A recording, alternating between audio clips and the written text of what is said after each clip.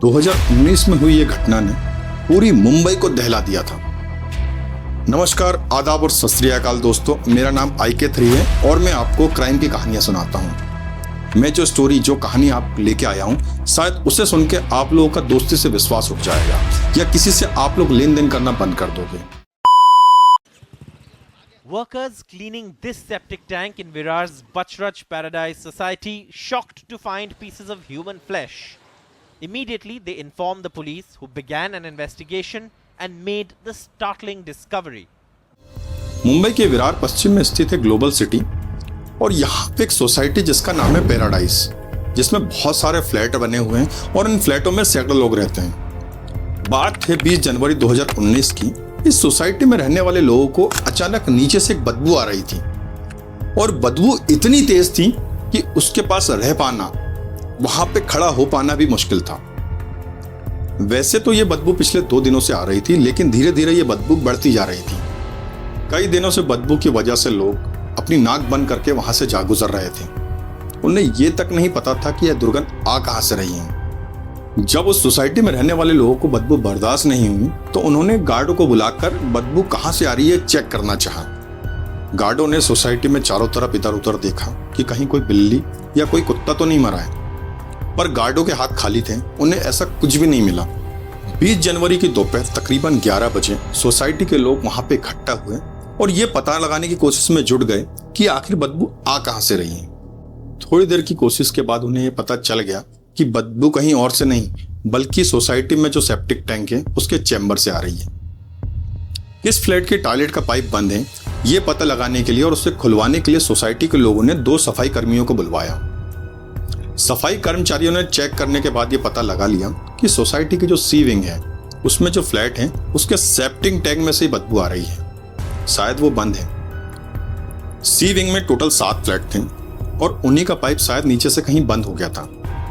वैसे भी पाइप बंद हो जाना या पाइप चोक हो जाना आम बात होती है। आए दिनों फ्लैटों में यह शिकायत देखने को मिलती है। सफाई कर्मचारियों ने जब पाइप खोलना शुरू किया तो उन्हें मांस के कुछ टुकड़े मिले। पाइप में मांस के टुकड़े फंसे हुए थे जिससे दुर्गंध फैल रही थी। सोसाइटी के लोगों को यह बात समझ नहीं आ रही थी कि किसी ने मांस को डस्टबिन में फेंकने के बजाय फ्लैटों में क्यों डाल दिया।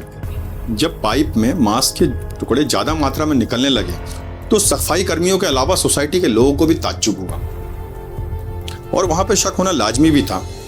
उसी समय सोसाइटी के किसी अधिकारी ने शक होने के आधार पर पुलिस को फोन कर दिया।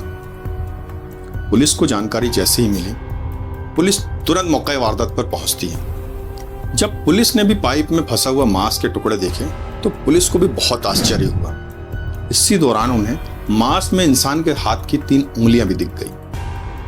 पुलिस को यह समझने में ज्यादा देर लगी नहीं कि किसी ने कत्ल करके लाश के छोटे छोटे टुकड़े करके किसी तरह ठिकाने लगाने की कोशिश की है। जल्दी ये बात आग की तरह पूरी सोसाइटी में फैल जाती है, जिसके चलते आदमियों के अलावा तमाम महिलाएं भी वहां पे जुटने लगती हैं।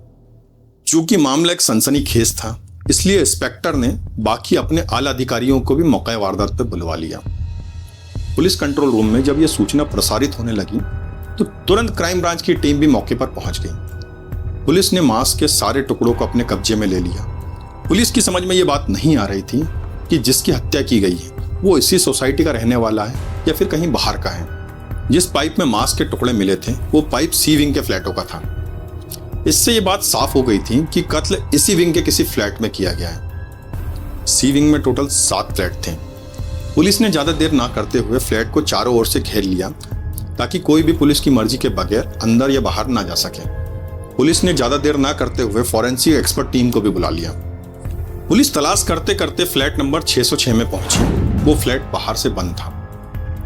लोगों ने पुलिस को बताया कि वैसे तो इस फ्लैट की मालकिन पूनम टपरिया है, लेकिन कुछ दिनों पहले उन्होंने अपना फ्लैट किसी किशन शर्मा उर्फ पिंटू नाम के आदमी को किराए पर दे दिया है। चूंकि किशन शर्मा उस समय वहां पे नहीं था, इसलिए पुलिस ने सोसाइटी के लोगों के सामने उस फ्लैट का ताला तोड़ा और उसकी तलाशी ली। पुलिस जब उस फ्लैट की तलाशी ले रही थी तो उसे कुछ हड्डियां भी मिल गई। इससे इस बात की तो पुष्टि हो गई थी कि कत्ल इसी फ्लैट में किया गया है और कत्ल किसका किया गया है ये जानकारी किशन शर्मा से पूछताछ के बाद ही पुलिस को मिल सकती थी। बहरहाल पुलिस ने मांस के टुकड़े, हड्डियां अपने कब्जे में ले ली।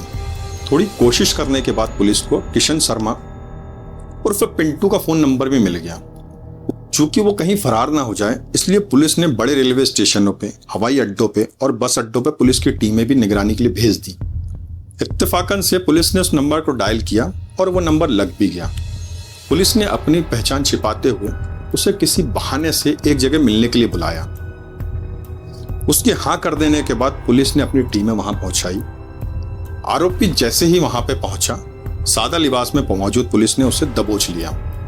40 वर्षीय किशन शर्मा को हिरासत में लेकर पुलिस थाने लौटाई। थाने में जब आरोपी को लेके आया गया तो आरोपी से फ्लैट नंबर 602 में हुई वारदात के बारे में सख्ती से पूछताछ की गई। किशन ज्यादा देर तक पुलिस के सामने टिक नहीं सका। उसने सारी बातें स्वीकार कर ली। उसने बताया कि 58 वर्षीय लंगोटिया यार गणेश विट्ठल कोटकल की हत्या की है उसने। पुलिस ने मृतक के शरीर के अन्य हिस्सों के बारे में किशन से पूछा तो उसने बताया कि उसने गणेश की लाश के तकरीबन 500 टुकड़े कर दिए थे। कुछ टुकड़े उसने टॉयलेट में फ्लश कर दिए और कुछ टुकड़े उसने ट्रेन के सफर के दौरान फेंक दिए। किशन के अनुसार उसने सिर को और हड्डियों को भयंदर की खाड़ी में फेंक दिया था। गणेश विट्ठल किशन शर्मा का घनिष्ठ दोस्त था। तो आखिर ऐसा क्या हुआ कि दोनों के बीच में दुश्मनी हो गई, और दुश्मनी भी ऐसी कि किशन शर्मा ने उसकी हत्या करके उसका लाश का कीमा बना डाला। इस बारे में पुलिस ने किशन शर्मा से पूछताछ की तो उसने हत्याकांड की दिल दहला देने वाली कहानी सामने रख दी। किशन शर्मा मुंबई के सांताक्रूज इलाके में अपनी पत्नी और 2 बच्चों के साथ रहता था। उसने मुंबई यूनिवर्सिटी से मानव शरीर रचना एवं क्रिया विज्ञान में सर्टिफिकेट कोर्स भी किया था, लेकिन अपने कोर्स के मुताबिक किशन की कहीं पर भी नौकरी नहीं लग सकी। तो वो शेयर मार्केट में काम करने लगा। तकरीबन 8 महीने काम करने के बाद उसकी अचानक मुलाकात अपने बचपन के दोस्त विट्ठल से होती है। गणेश विट्ठल की मुंबई में ही एक छोटी सी प्रिंटिंग प्रेस थी। एक दिन गणेश ने किशन शर्मा से कहा कि अगर वो प्रिंटिंग प्रेस में 1 लाख रुपए लगा दे तो वो उसे पार्टनरशिप दे देगा, और प्रिंटिंग प्रेस में जो धंधा है साथ में करके अच्छा मुनाफा कमा सकते हैं। किशन इस बात को राजी हो गया और उसने 1 लाख रुपए अपने दोस्त गणेश को दे भी दिए। इसके बाद दोनों दोस्त मिलकर साथ में धंधा करने लगे। गणेश प्रिंटिंग का काम देखता था और किशन मार्केट का काम देखता था। कुछ दिनों तक के तो दोनों की पार्टनरशिप ईमानदारी से चलती रही, पर जल्द ही गणेश के मन में लालच आ गया। वो हिसाब में फेरफेरी करने लगा। किशन को जब ये बात अनुभव होने लगी कि ये मेरे साथ 420 कर रहा है, तो उसने पार्टनरशिप में काम करने से मना कर दिया और गणेश से अपने 1 लाख रुपए वापस मांगने लगा। काफी कहने के बाद गणेश ने उसे 40,000 रुपए वापस लौटा दिए, लेकिन 60,000 रुपए लौटाने का नाम नहीं ले रहा था। किशन जब भी बाकी पैसे मांगता तो कोई ना कोई बहाना बना देता। वो उसे लगातार टाल रहा था। इसी दौरान किशन को सूचना मिली कि गणेश 56 साल की उम्र में शादी कर रहा है। इस बारे में किशन ने उससे बात की तो गणेश ने साफ साफ कह दिया कि वो पहले शादी करेगा और उसके बाद पैसों की व्यवस्था हो जाएगी तो वो उसे दे देगा। गणेश की ये बात किशन को बहुत बुरी लगी। वो समझ गया था कि गणेश के पास पैसे तो हैं, लेकिन वो देना नहीं चाहता। लिहाजा उसने दोस्त को सबक सिखाने की ठान लिया। उसने तय कर लिया कि वो गणेश को ठिकाने लगाएगा। पूरा प्लान बनाने के बाद उसने विरार क्षेत्र में पैराडाइज सोसाइटी के फ्लैट नंबर 602 को किराए से ले लिया। वो फ्लैट पूनम टिपारिया नाम की एक महिला का था। किशन कभी कभी अकेला उस फ्लैट में सोने के लिए चला जाता था। योजना के अनुसार 16 जनवरी 2019 को किशन अपने दोस्त गणेश विट्ठल को लेकर उस फ्लैट में पहुंचता है। फ्लैट में घुसते ही किशन उससे अपने 60,000 रुपए मांगता है। इसी बीच दोनों में झगड़ा हो जाता है और झगड़े के दौरान किशन कमरे में रखा एक डंडा गणेश के सिर पर मारता है। एक ही चोट में गणेश फर्श पर गिर जाता है और उसकी मौत हो जाती है। गणेश की मौत हो जाने के बाद किशन के सामने सबसे बड़ी समस्या थी कि लाश को ठिकाने कैसे लगाया जाए। इसके लिए किशन ने बहुत सारे YouTube वीडियो भी देखे ताकि पुलिस को आसानी से वो गुमराह कर सके। बहुत सारे वीडियो तलाश करने के बाद उसे एक बात समझ में आई कि अगर लाश को ठिकाने लगाना है तो उसे छोटे छोटे टुकड़े में काटना पड़ेगा। ये तरीका उसे बहुत आसान लगा क्योंकि वो मानव शरीर रचना एवं क्रिया विज्ञान की पढ़ाई भी कर चुका था। इसके लिए उसे एक तेज और धारदार चाकू की जरूरत थी। किशन शर्मा सांताक्रूज इलाके की एक दुकान से एक बड़ा सा चाकू लेके आया और साथ ही साथ उसे तेज करने का पत्थर भी खरीद लाया। फ्लैट पर पहुंचकर किशन ने सबसे पहले तो गणेश का सर धड़ से अलग किया और उसे एक पॉलीथीन में रख लिया। इसके बाद उसने लाश के तकरीबन 500 छोटे छोटे टुकड़े करे और हड्डी और पसलियों को उसने अलग से निकाल लिया।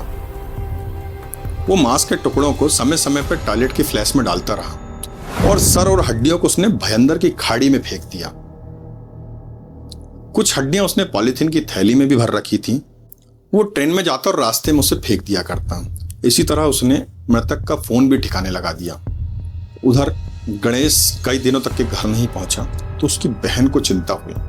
उसने भाई को फोन लगाने की बहुत कोशिश की लेकिन फोन नहीं लगा। इसके बाद वो पुलिस के पास पहुंचती है और गुमशुदगी की रिपोर्ट दर्ज करवाती है। दोस्तों, पुलिस ने किशन शर्मा से पूछताछ के बाद गणेश विट्ठल का सिर बरामद करने की बहुत कोशिश की लेकिन पुलिस को गणेश का सर नहीं मिला। इसलिए पुलिस ने जरूरी सबूत जुटाने के बाद हत्या आरोपी किशन शर्मा को न्यायालय में भेज दिया। तो दोस्तों, ये थी क्राइम चौपाल की एक खास कहानी। इस कहानी से एक शिक्षा मिलती है दोस्तों, शायद हम सही भी हो सकते हैं या गलत भी हो सकते हैं कि दोस्ती सही है लेकिन तब तक जब तक उसमें पैसा ना आए। मैं ये नहीं कहता कि पार्टनरशिप गलत है, लेकिन जनरली ये होता है कि 90% पार्टनरशिप नहीं चल पाती।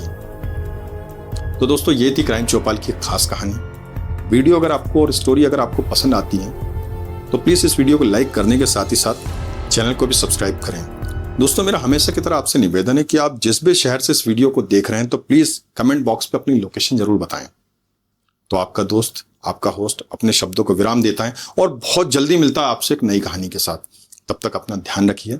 जय हिंद, जय भारत।